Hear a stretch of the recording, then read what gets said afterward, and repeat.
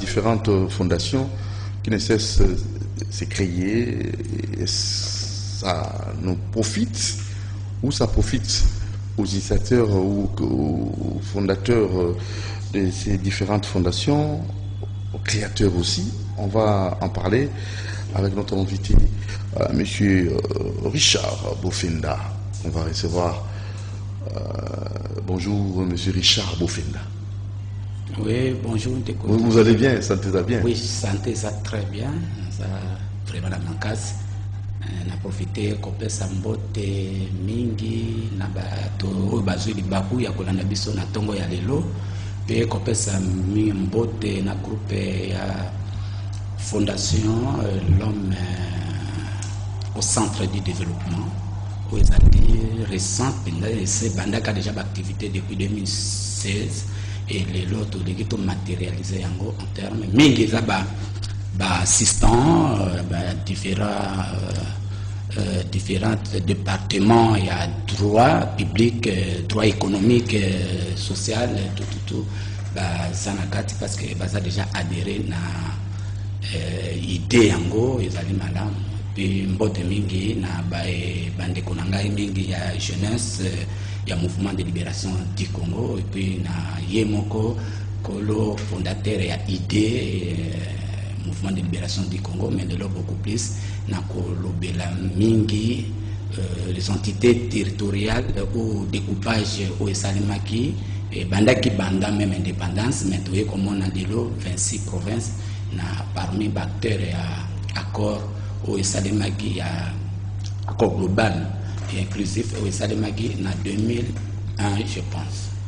Voilà, tout le monde na botindo et toko betacité. Mais avant de combattre, vous allez nous souhaiter Mbotama et l'amour, joyeux anniversaire à une grande dame, je crois pas bébé, hein? Bébé là, Mujinga, Ilunga, bébé, oh, ah mon colo, quand ça dit bébé, bébé a 7 ans, bébé a... Non, c'est une grande dame, hein? Bébé Laure Mujinga, Ilunga, joyeux anniversaire à vous. Et cette année qui s'ajoute vous comble de bénédictions et que l'Éternel puisse vous bénir davantage, vous protéger et pourquoi pas aussi que la longévité puisse se matérialiser et vos projets que vous ne cessez d'entreprendre puissent quand même avoir des résultats escomptés. Joyeux anniversaire à bébé Laure Mujinga Ilunga, c'est signé Christian Banjolo qui voulait vraiment penser à vous et surtout vous-même, bébé Laure Mujinga Ilunga, vous qui remerciez comme ça vos parents et vous remerciez aussi l'Éternel pour cette année qui s'ajoute. Que ça sera une année vraiment de bénédiction, une année vraiment remplie de bonheur et vous aussi, soyez souriante, soyez tolérante, soyez compréhensive, ne soyez pas colérique. Voilà la grande dame que vous voyez là, donc qui est vraiment enthousiasmée, elle est vraiment dans la joie.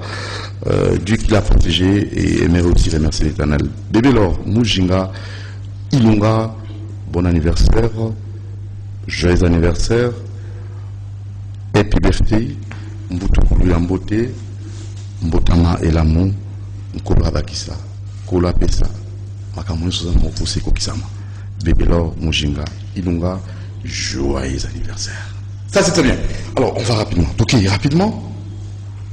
Faiblesse, force, découpage territorial. Après l'indépendance,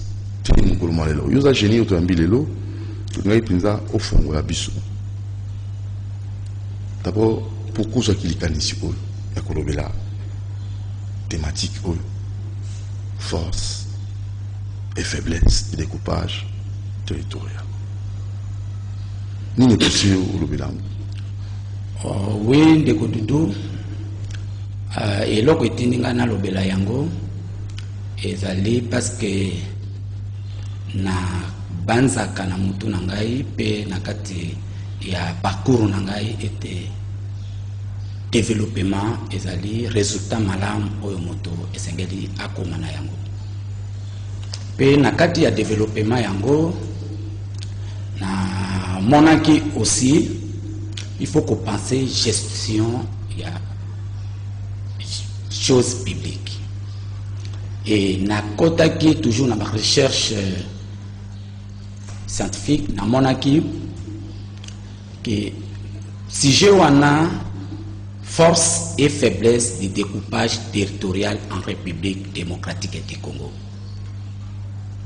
Ndenge mususu mape to malamu ya découpage to ko katamboka na biteni na ndenge ya ba province na français mais na yango penda na lingari zali ko katamboka ndambu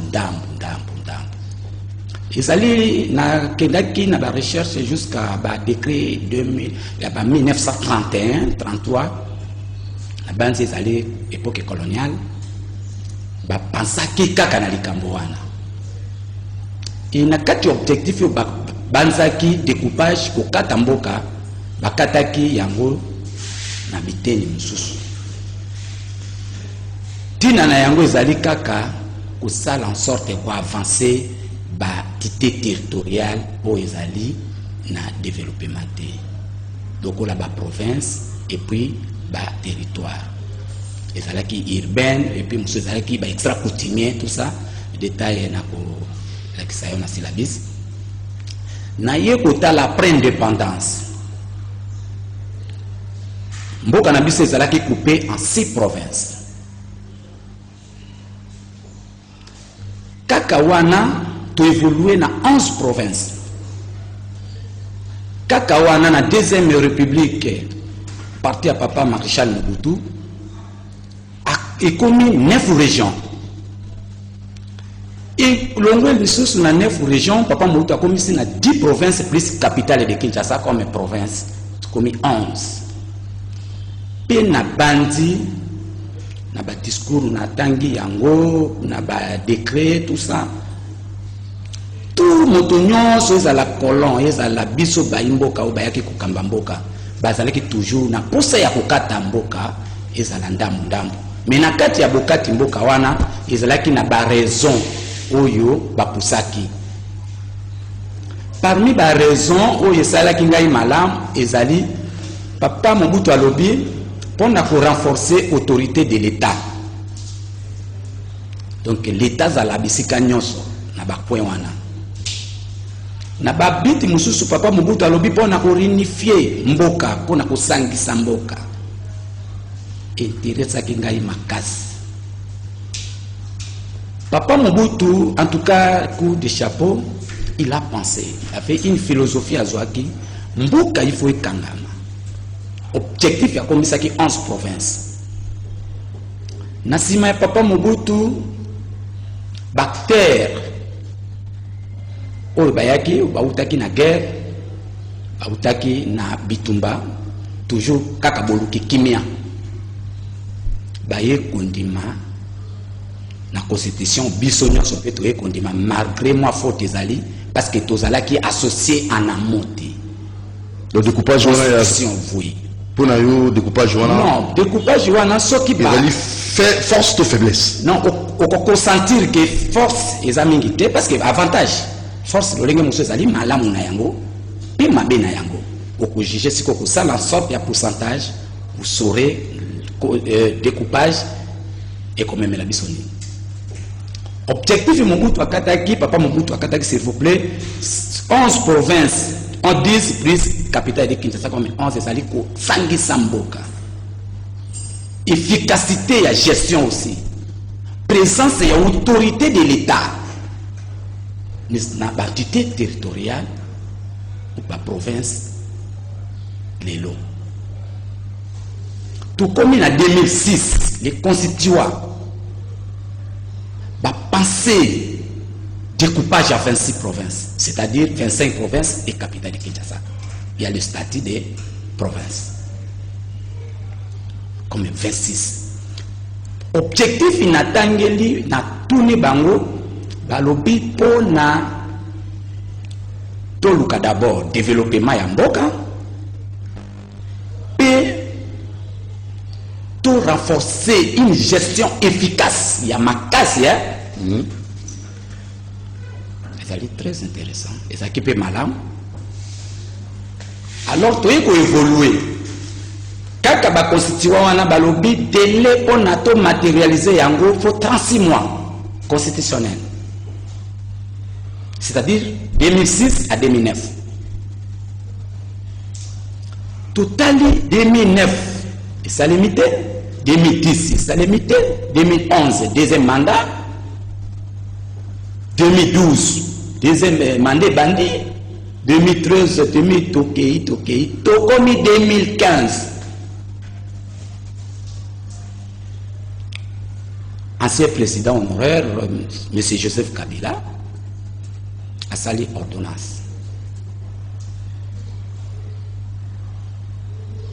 Avant il y a l'ordonnance, le législateur en 2015 a sali loi à modalité. Il y a pour matérialiser le projet à découpage.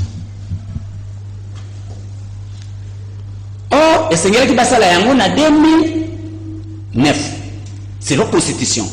Na mitune question pour na nini kuboya kotosa constitution yango d'ailleurs des équipes ya sino ya sika. Pourquoi eloko nini tindaki ke bas matérialiser yango na délai constitutionnel ti. Or na constitution yango elobi ba dirigeant ou ba kamba ba province ba kozala ba gouverneur et ba vice-gouverneur élu. L'article combien la Constitution? À partir de l'article 2, comme on a dengue batité dengue pesamaki dengue totaliawa pane mingi na kotanga potozala ngonga muke. Ba gouverner ba kozala élu na l'assemblée délibérante na bango lokola l'assemblée provinciale. Est-ce que le gouverneur va être élu dans l'assemblée provinciale? L'andam de Kodoudou. Pour que en 2011. En 2015, M. Kabila, il faut faire en sorte que les députés de Bazalaki va précipiter à nommer les commissaires spéciaux. Donc, depuis l'article 1, il y a une dénomination de commissaires spéciaux et ça l'a quitté. Et très grave. Vous pensez une chose que tout soit développement. Mais respect à normes, il y a mibeko, bototo sate, ils allaient parmi faiblesse. Il y a kubo, il y a kozanga, kotosa mibeko. Faiblesse, c'est général na RDC. Respect, il y a kubo, il y a kotosa, oyo batangi mobeko. Soit qui mon respect wana comme faiblesse, à nommer ba commissaires spéciaux adjoints, titulaires et adjoints pour gérer ma province. Tout simplement l'intérêt politique. Yannim. Parce que tant qu'on a une élection, à mon avis 2016 est déjà mandat aussi là. Alors, il faut que soit bateau parce que la idéologie classe politique n'angaï va gérer la nouvelle province. Parce que dénomination on a commissaire spéciaux, la constitution 2006 en tout cas est athée. Et un commissaire spécial a géré province est athée. Atindi yango na cour constitutionnelle malgré celle esika ou bakoko tous la constitution pour les biso banso pembe kamboka ezali cour constitutionnelle asali arrêt nango à rendre arrêt nango alobi oui pour na état d'urgence pour na procédure d'urgence il faut kaka ba commissaires spéciaux et commissaires spéciaux adjoints va gérer province. Cour constitutionnelle. Force ou faiblesse? C'est aussi une très faiblesse. Pourquoi politique que tout simplement n'a pas géré Mibeko Yamboka? On a appuyé l'eau constitutionnel, juge constitutionnel. On dit mais l'eau est dans la constitution. Là, c'est en quelle année? Pardon? 2015. Alors tu évolues. Après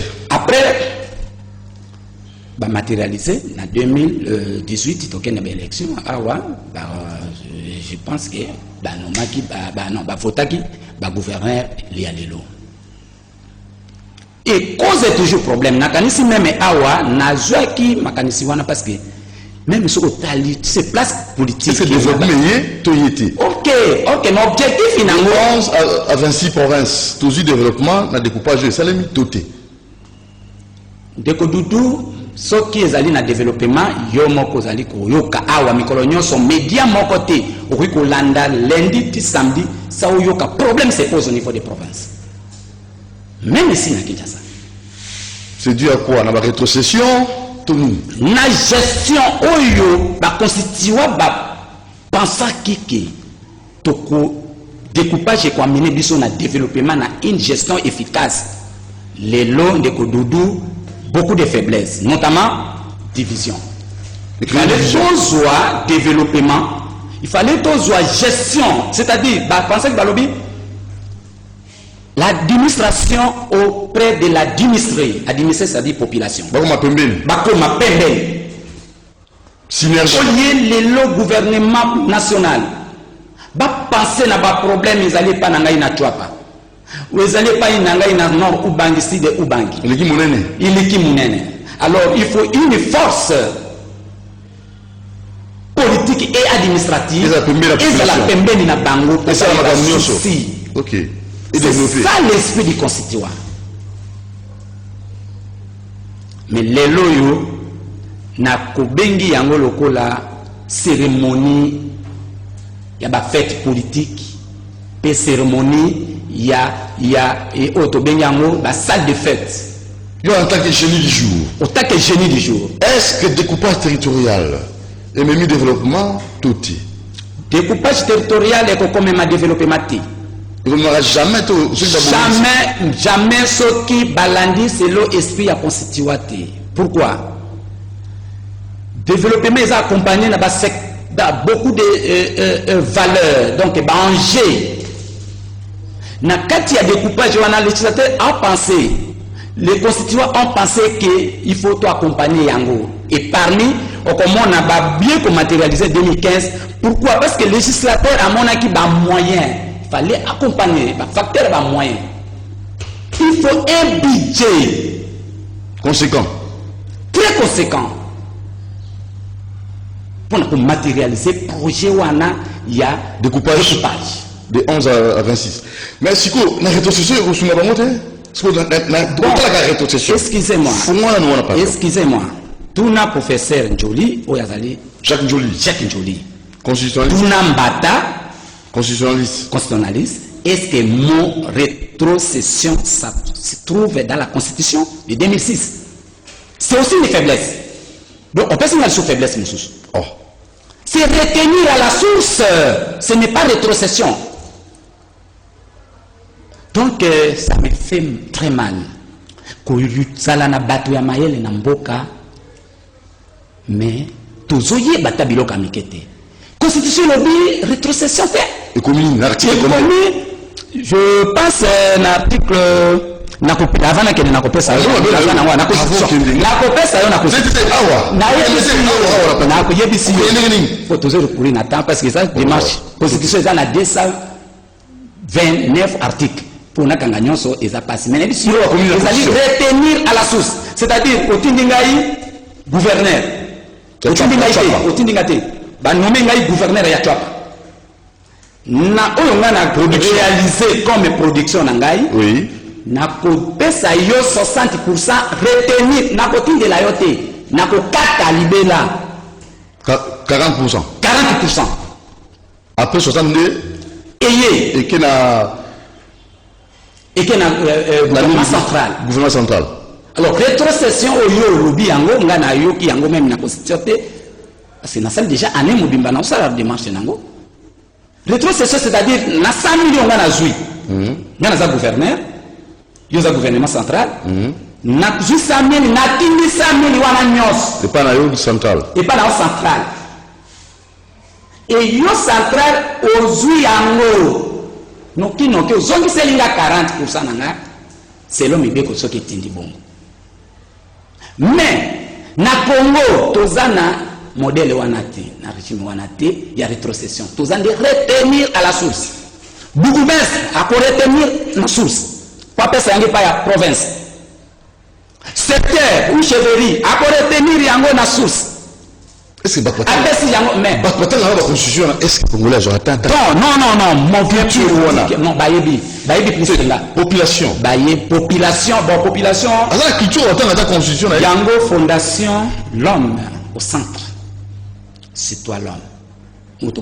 Centre de développement. C'est toi l'homme. Mettons l'homme au centre du développement. Oui, bien goûté, mais Bakopé ça on dégaine. Mais le gouverneur, pourquoi? Parce que Bati a qui est, impose à qui est.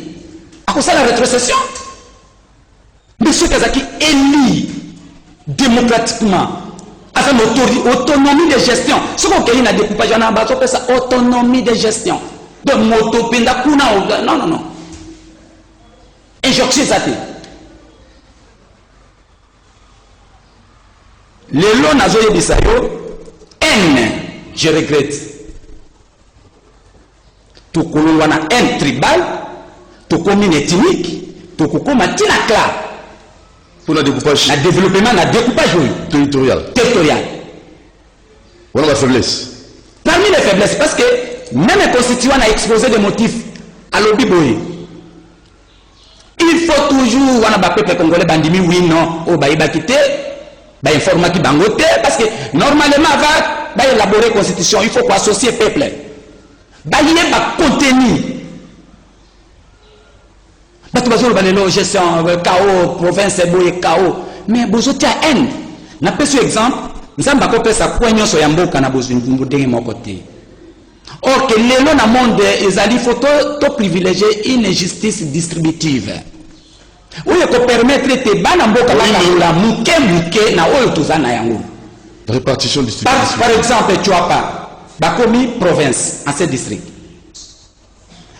Courant ezate. Ok, parmi les coupages, il faut courant ezala, eau potable ezala.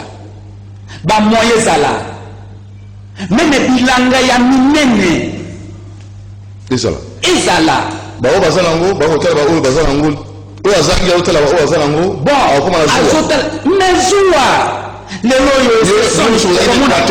nous, tu vois pas.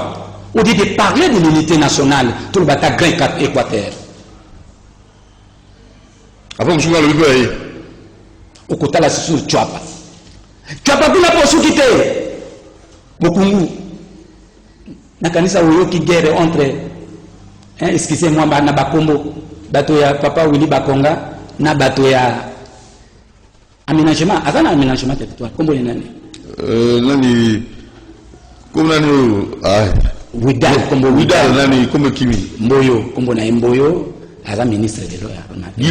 Gilwando. Tala combat. Ethnique, wana koute ethnique te, bazaka bakla. C'est dû à quoi? Le découpage? Tout simplement découpage. Découpage. Et les lois n'a pas eu que unité nationale. Oyo papa Mobutu atika comme bozu yamboka. Ils affaibli.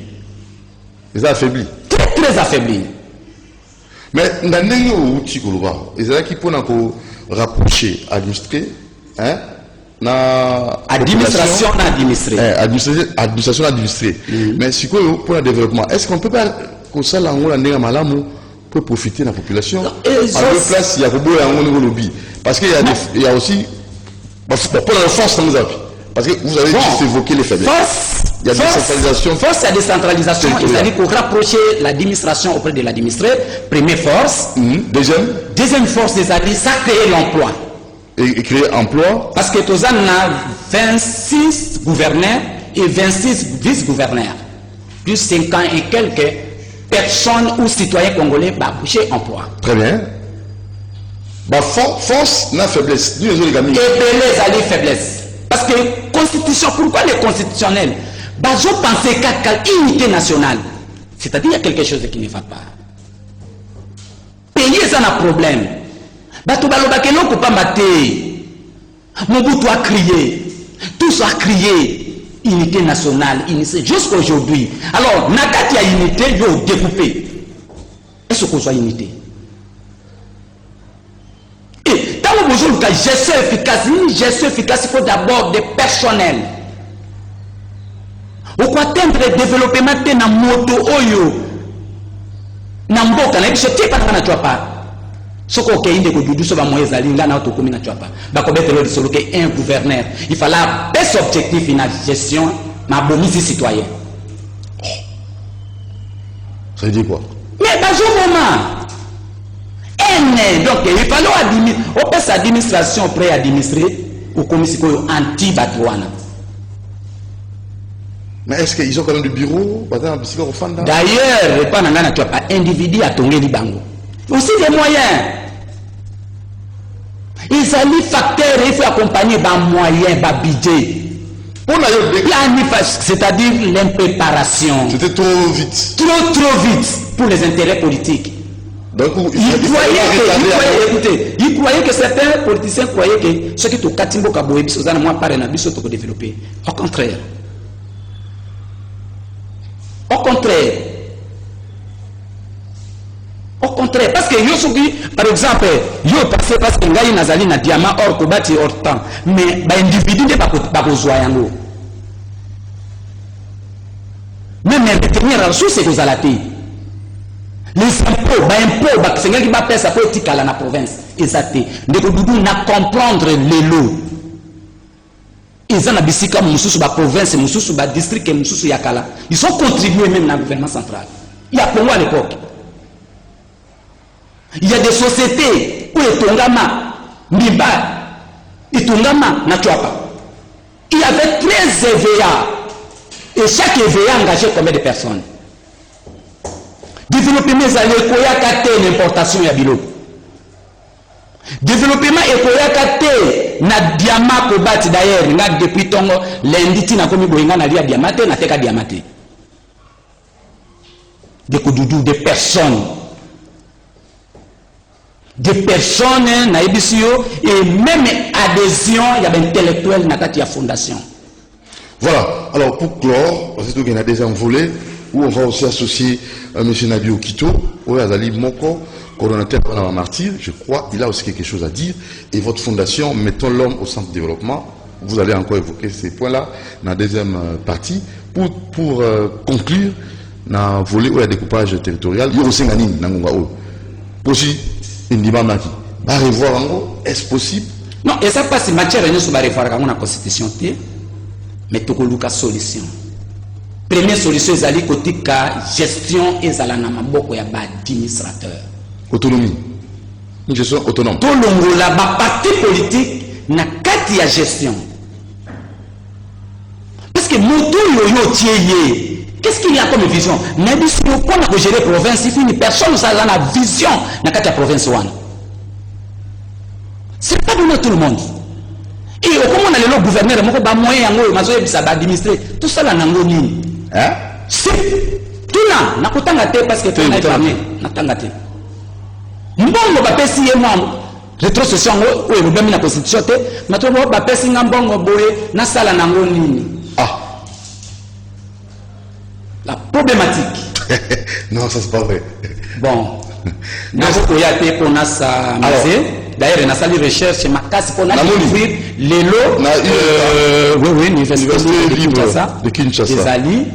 Yangwana, société territoriale. N'a pas souci. Richard Iyongo Bofenda, force et faiblesse du découpage territorial en République du Congo. Merci. Solution, l'oubli va revoir.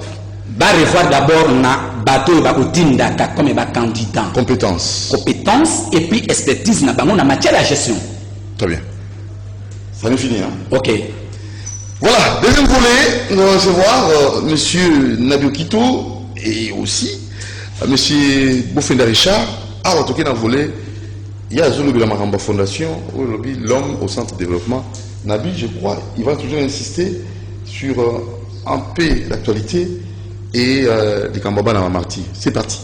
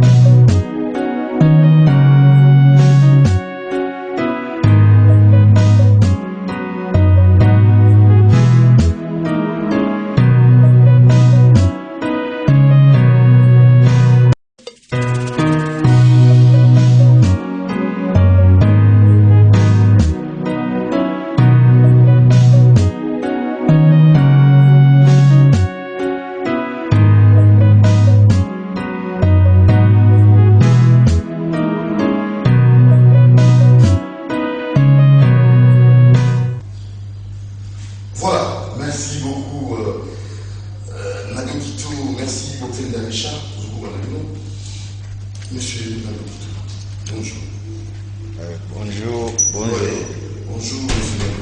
Bonjour, bonjour Nabalandi Nyonso, bonjour l'équipe technique, bonjour Nabande Konabsu Nyonso Nabandaku, à l'extérieur du pays, diaspora, jusqu'à Toubouali.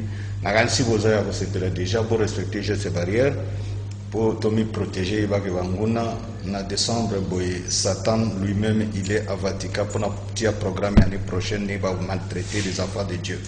Alors, nous devons être intelligents, nous devons se protéger. Et tous à yakoima imate, mboke za kotambola pe kotambola bien, bozala sûr que tu as ensemble les pays sacré. Grand pays, grand peuple, grand esprit. Diversion qui t'a arrivé, liberté provisoire. D'ailleurs, on dit parce qu'on dit actualité, c'est bien sûr, liberté naïe, liberté naïe.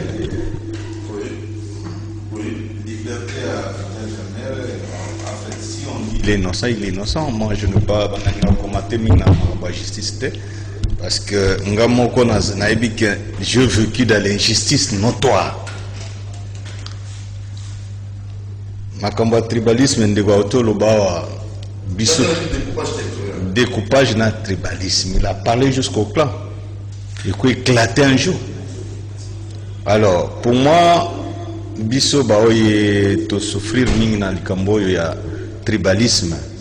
Oyebi que non na année temps na régime passé bandeko bazalaki ko atourer pembeni ya président honoraire na biso Joseph Kabila Kabange.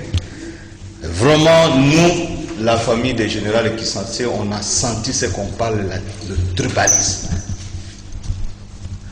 Sentir que vous vivre en haut à l'ennemi. Il y avait injure vis-à-vis. Il y avait injustice et que tu vois que ça ne fait pas. Au Talibran, on a vu la révolution en 17 humains. Vous êtes dans les premières catégories. Mais bateau basubater, ne baza nasi, baza bien souri, baza bien équipé, bien encadré, mais bino même pas un son. On peut ce exemple mon corps. Le jour président de la République, Moussé Laurent Désiré Kabila a télémis. Alors bien le directeur de cabinet naïe, je veux qu'on paie ça 2 villas. Moko na famille en général qui s'assingandu. Moko na président assemblée Chamala. Président Chamala. Voilà Moussé Laurent. Après le bibo pluka appartement pour la famille Massengo. Bonjour non? Yogana. Apesa biso. Quand on apesa biso, mon directeur de cabinet à l'époque c'était Hiroja. Bazi villa makapande kindebila numéro 5 bapesi na famille Nganu Kisasi. Papa Chamala bapesi villa na avenue de Cocotier Simaye Sierra. Famille Massengo bapesi bibango appartement. Regarde ce qui s'est passé. Tribalisme. C'est le pays. Document bapesi na biso dans le fond, dans les formes, avec ma faute d'orthographe grave. À partir de la présidence, écoute-moi ça. Président Chamala, même pas document au biso de Zouata n'a pas faute d'orthographe. Ba enregistré même pas na classement, ba ezaki na dossier ba longola dossier ba kwaka. Ba sali faux document après, faux document on a dit ba ikopé ça biso. Dans le fond, dans les formes, par faute d'orthographe grave. Même jusqu'à l'appartement, jusqu'à présent. Faute d'orthographe grave. Faute en ligne. Formulaire Isakana. Même dans formulaire, dans fond, n'a qu'à remplir par faute d'orthographe. Point. Parce que tout ça va voter. Et puis, les familles Ozali, famille Massengo, ils ont un Sénabiso. Au Bali, bazaki na rang ya première catégorie. Na document d'Angango. Pour Azakatanga, bien écrit. Erreur à ta mauvaisalité, faute à ta mauvaisalité. Mais pourquoi seulement. Lojinda que tout uzanda côté. Ozoba fait ça, biso banuma ba faux document. C'est très dangereux. Ndako kenda. Ndako ya makapari ba botola biso pas sous directeur ya initiative. Oya zaki na problème na parquet déjà na pauvre avakufa. Qui devrait dédommager aux pauvres 320 000 babengi négociation à l'amiable une semaine après à Koufi. Et bah, Botola Bisonda qu'on a capable. Moi, j'étais tentative d'enlèvement 2 fois pour Nabanga. Na signé un document, sinon t'es bah, on a signé ça. J'ai signé pour éviter 2 fois. Bah, Botola Bisonda, ma campagne. Jour va décapiter ma campagne, c'était que non, ce n'est pas la présidence qui nous a logés. Il faut voir. Alors, préoccupation des alliés. Alors, et ça qui passe dans le tribalisme de quoi ils allaient le romader. Tout le temps, dans le tribalisme, unité Mobutu la mission nous devons la concevoir. Et nous devons parler beaucoup sur le problème d'unité nationale. Parlons beaucoup sur le problème de développement, comme j'ai dit. Parlons de développement. Yazoloba, mettons l'homme au centre du développement. N'allez bien. Pourquoi ne pas retenir les 40% à la source? Richard Bofenda. Pourquoi ça peut multiplier? Non, c'est pas normal. Au Kosovo, la province où ils allaient dans les ressources, ils ont la richesse militaire. Ils ont la richesse exploitée en côté. Pour province, mon côté na Congo est pauvre. Jusqu'à présent. Mais seulement que la province n'a pas exploité. Tu peux prendre l'exemple comme exemple comme la richesse est en haut. Mais maintenant, où ils ont fournir plus que la minute où ils arrivent à taxer, je camine. Est-ce que tu divises la province équitablement ressources je peux vous donner mon province de Sankoro. Depuis Nabotama. Non,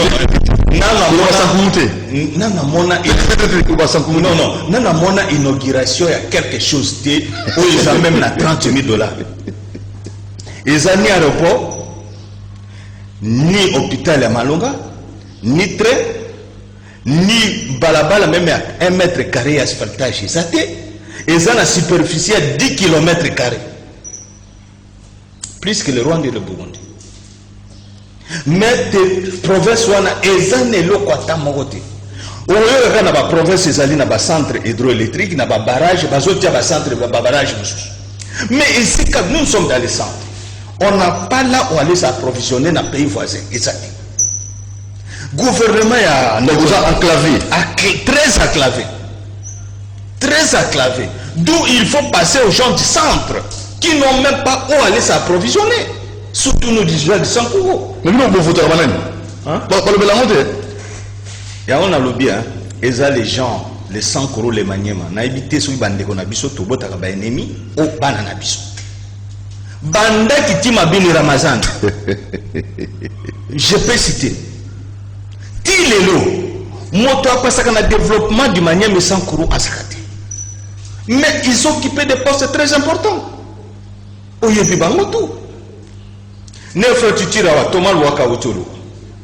Na monaye Thomas Waka na sud Kivu, nord Kivu, côté asphaltage na babalabala côté. Mais chez lui, je connais le Congo. Le pot de Kasuku. Pas le Waka. Pot ya Kasuku. Unasabu, je connais le Congo. Pot ya Kasuku. Pot de Louik. Vous voyez bien noté. Chéribo Kende. Yopi, de même territoire. Acclavement dit sans courir Maniema. Et ce que vous voulez le côté. À quand l'aéroport même de Tchumbe, mais c'est Chéribo Kende, Senga. À quand? Tokoki combien approvisionné, mais combien approvisionné Wapi? Nous sommes très loin de toute la province. La province, nous sommes ici cannabis. On ne peut pas s'approvisionner. Mais Okoyoka toujours le gouvernement toujours tala na Katanga na Lualaba na Bandundu na Bandundu gutumke Congo central et sikakutu ba barrage ya binene zali bozo ki mutoka ba barrage mususu. Mais ailleurs ils n'ont même pas un petit centre hydroélectrique, même ba panneau renouvelable tout ça. Et c'était ndeko ezali injustice. Moi je vous dis depuis ma naissance, regarde mon âge, c'est au moins dans les 50 des années. Non, on a inauguré le Sankoro, il y a 30 000, même 50 000 dollars. Dollars exactement. Voilà, Nabio qui te dit Toké, pas un Richard Bofenda, Fondation Mettons l'homme au centre de développement. Oui. Pour une fondation. Et si Bandi, tout ça déjà que Singa, tu vas s'adhérer ou bien ils ont projet. Bon, Nazali na projet Bandaki Banda 2016. Vous connaissez mon collègue? Nakanisi Yango, parce que l'homme est autozoloba, c'est facile à citer l'homme. L'homme avec H majuscule. Grand H. L'homme que Dieu a créé à son image. Dieu est visionnaire. Et l'homme? L'homme aussi est petit visionnaire. L'homme, Dieu, le grand Dieu est grand visionnaire. L'homme est petit visionnaire. Dieu est omniscient. L'homme est aussi un homme scientifique. L'homme a hérité Dieu nateur. Alors l'homme autozoloba c'est un homme où il y a bien un pour azala na développement. Parce que développement est un processus. Il y a un homme capable, innovateur, visionnaire, créateur. Naba missus autokotanga. Mais mon entrepreneur. Tout homme pour remplir critères OET. Conscience. Parce que vous allez en avoir. Mais si vous avez un amour, homme d'amour aussi. Parce que Dieu est d'amour. Amour aussi. Talent qui la population nous juge dans la pauvreté. Mais je vous dis, il y a de multinationaux dans ces pays. Ceux qui ont beaucoup d'argent. Croyez que Bakosa les laïers cercueil en or. Non. Et n'a pas parlé mingi na politique. Les hommes de valeur. Développement Richard. N'a pas des zones à n'importe qui. Donc les hommes de valeur. Hommes de valeur. Okay. Organisateurs. Ordre. Discipline. Respect des normes. C'est aussi parmi des faiblesses tirées dans notre travail. Ce qui fait aujourd'hui les Congolais, les Kosoko Kazoli Laboui. Tout simplement, et moi, la générale, nous aussi. oui, Naïbi, histoire de Naïbi. Ça fait mal à Yakawa, les Kaka. Ndeko Doudou, essaye l'autre. Essaye l'autre. Fondation Ekozwa, ne fût que 5 personnes et à qualité. Un bolimbi sangana kokanga parce que c'est une vision. Et Tondio Kati, et Pessi Passi, et Pessi Maloba, et Maïti Mongonga Toka Mongo Egomata. Pourquoi discrimination parmi les éléments? Pourquoi pour que ça monte Moussala, il faut tourner dans la province ni faiblesse. Patient. Et je vous dis aujourd'hui, moi appelle ça sur la lopang mon toyer bélier. L'homme, qui est cet homme? Qualité, fouti. Pas sur le point. Prohibé. Nous t'a corrompre yo, à corrompre yo na nzembo. Non, ayemba yo pona nini.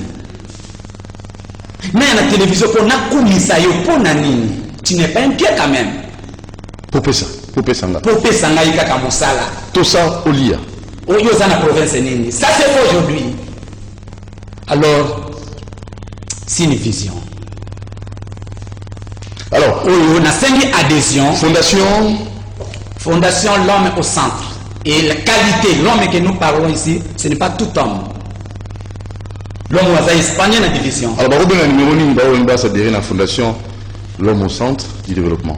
Bon, numéro nanga est à 085. C'est ça, Malimbe. Mais vous avez un modèle, vous avez organisé, vous avez entrepreneur, vous avez... Ndeko Doudou. Bon, on te fait les hypothèses, ce n'est pas se vanter parce que nous avons noté, nous avons toujours oui. Pas de problème. Numéro de téléphone. 085 85 80 725. Mandela 085 80 085 85 80 725. Nazali na posa ya bandeko. Oyo bazali na passe. D'ailleurs, nazoluka moto aza na bozwite. Passe ya komona muna osufri. Oui. Oya ata mbongo ezali te. Isipi nai koyeba kaka ndenge ozo manifester na kopesa yo. Ndeko Dudu, tout simplement, na vie à moto, oya gagnaka quelque chose. Avoir ces blocs-notes, c'est parmi les facteurs de développement. Yonde konanga jeune garçon, ou l'équipe au tambola pose à Moussalati. Au continue ba parti politique, et d'ailleurs, on a soke sika mosuni mwana kasi na yazali. Organisez-toi. Na muki ozanango na votre agenda est kosunga yo koyeba évolution ya oyo yo salaka. Okomona ba mama bazoteka esika ozoteka na balabala. Poto La l'état poto. Et des fois il y a des mamans uzosubaka wana, excusez-moi. Pourquoi attendre dans le développement? Na église, pour créer église, vous demandez des pauvres $100, $500. C'est inhumain. Donc c'est là où on a banni fondation Nanga, c'est construit des églises. Et quelles églises où ils ont montré moto, bon moto naïe. Tout simplement, tous allez pas tous organiser, tous allez la difficulté à côté de tout simplement, quand le Congolais vend boya la mukadon, ngai lelo nisika nazali comme ministre, président, nato sabobeko. Moto sika zali. Surtout to sika kabobeko. Problème est kozalati. Et ça n'a pas loi plein dans beaucoup. Il y a gestion, il y a développement. Et ça lit. Tout ça la montée. Au conseil de la montée parce que Makila et Kotibiso, il y a corruption. Il y a une remontée à la loi passée au le sabatoire. Alors, on a vu qu'il trouve la souka, on a évité nous. En fait, bon, on a dit le lot. Donc, comment on va changer de drapeau? Bacha Bible, Makila. La Bible, Seigneur, la Bible, c'est Makila et qui t'en a ici Makila la martyr dans le drapeau. Bacha on a parlé du peuple, Bacha partout. Avec le Kawalande, ça a été tout ce développement pour la guerre PC na Est. On a Esaïe. Ba martyr, vous avez là pas martyr. Biso bana ba martyr Tolobi boye. Surtout la famille de général Kissa Singando et de l'honorable Okitapen Ken, martyr de la Téforte. Papa président de la République, maman Denis, Tolili Mingi. Ça fait plus de 25 ans, Libotao et Lili Mingi. Maman, papa Zamisale Bele, papa John Aibinga, maman Fanny Aibinga, maman Jeannette Aibinga. Na kutire na tongela kuteba mama basi na biso eliki. Est-ce que papa konongola biso loboko na litama te? Biso bana ma martyr to sala nini? Bonne année pe na Noël yango ezoya ekoleka biso ka ndengeli ka biso atambo maloso to lokotala te. Kolela na biso eliki kutia Barthélemy. Soki vraiment Motema Bomama ezali lokanisana na famille en général Kissa Singando oyo azwaka courage grâce à l'initiative naie à tracer plan chemin ya commettre fin à la dictature parce que sur le voie pacifique que solution banda uzonga te. Malheureusement kufa va koma Kinshasa Muzai goya na Kinshasa akomi a Bengisi Bissi par invitation spéciale du chef de l'État et du gouvernement congolais. La famille. Nous sommes invités à 4 personnes, 3 Baya, 2 Basiba Koufa ou Yatikali Azo souffrir na AVC à Betama jusqu'à la Gombe. Ngai na zwa tentative d'enlèvement 3 fois pour na likambo ya ini sese wana. kaka bato ya INSS babotoli biso pe lupango ya Makapane Kindebila numéro 5 villa Muza pesa biso et ya pasi mingi mais mama Denis eza mawa mais pesa numéro téléphone na sengi na bande on a biso cessé ba pesa moi 5 minutes na aussi ça vraiment na mawa papa de misanga na 5 minutes na lobi bien biso to bondela ndemboka to kufela ndemboka famille nanga banda koko nanga mamone makufela mboka Lumumba kufela mboka général Olenga Nicolas kufela mboka général Kisase Ngando akufela mboka honorable Kitapenge akufela mboka martyr de la fraude mutazaki patron et direct ezali mwasi à Jean-Pierre Mbemba akanga ba diamant ba millions ba pèse ba koropa jusqu'à 150 000 dollars à boya akenda ko remettre ngo na mwasi à Jean-Pierre Mbemba zaki chef direct na donc to sengi qui passe le kimingi o eza ko sale maquette o ba français ba lobi na ba radio na bango wana na so linga ko kepsa muke on a 5 minutes to sala attention mingi na makambo wana mboka tozana na batation na ba guerre na est batation tribal et bayi la biso makambo ya Joseph en tout cas pour moi na osenga président de la République de protéger mon ngana parce que sinon te objectif ya batouana aket na bango ezoya pour intérêt na biso te c'est totally bien mbongo ya Mobutu babanda oluba Mobutu azaki millionnaire milliardaire millionnaire et kenda wapi est-ce qu'ils ont fait la rétrocession de cet argent à Mobutu quand Mobutu disait oui madame je sais que vous en parlez de cela le richesse de Mobutu la richesse de Mobutu est plus que la République démocratique du Congo. Vous êtes gossé autour d'un pot. Qui nous a spoliés? Ce n'est pas Léopold. Ça c'est Mobutu qui le parle. Alors, pour finir, Bazongi Sambongo d'abord à Mobutu. Yabokassa. La femme de Bokassa était française. Il a pris toute la richesse des républiques Congo et Centrafrique pour la France. Ils n'ont pas remis cet argent à la République centrafricaine.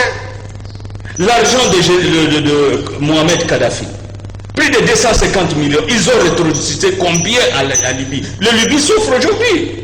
Alors, les lois de Joseph Kabila, c'est la biso, bande konanga ba Congolais, boyokanga bien. Makambouano et ba Français, ba bandi na ngwe sali pona ko diviser ko tia pétrole na moto. Bondi mailo kwa na tamukete. To sala keba na makambo analyse analyse na bangwana objectif na biso kozala à la profit na biso te ezali profit na bango ya ona bisi bino bambonga Mobutu ba zongisa na yako le jour de l'indépendance la Belgique avait la dette du Congo ça le banque belgo-congolaise de 21 milliards en dollars combien ils ont remis au Congo tout Congolais doit savoir ça biso tozabana ba politicien na mboka oyo ba kufa po na mboka oyo mbongo na biso na balinga mutu mukata moko alo basile de cet argent Mobutu a osé babomaye Tshisekedi a osé comme président mboka ote nani Kabila le père alinga luba c'est de la même chose donc tout ça la keba batwana balinga développement awa bayoki économie na mboka matre comme na 4 milliards 200 millions baza jaloux le budget banina ba 10 milliards babandi jalousie balinga mboko émerger ta mukete po bango ba profita kana biso merci je demande à tous les pays africains bosala union ya code minier africain oye ko bima lisusu na Afrique avec même pas on ne peut pas accepter que matière mais faut la transformer na Afrique faut la transformer en Afrique. Merci beaucoup Nabokito, merci beaucoup Richard Fenda, merci na intelligence au PC de l'eau na génie Congo. Merci l'équipe technique. Namoni Christian Banjolo au Rana Isoma Makasi de l'eau pour l'anniversaire de Bébélor Mojinga Ilunga. Merci na héritier Tubilandou, merci na Alain Kabongo, merci na Prof Makonda, on en a web. Vous demandez à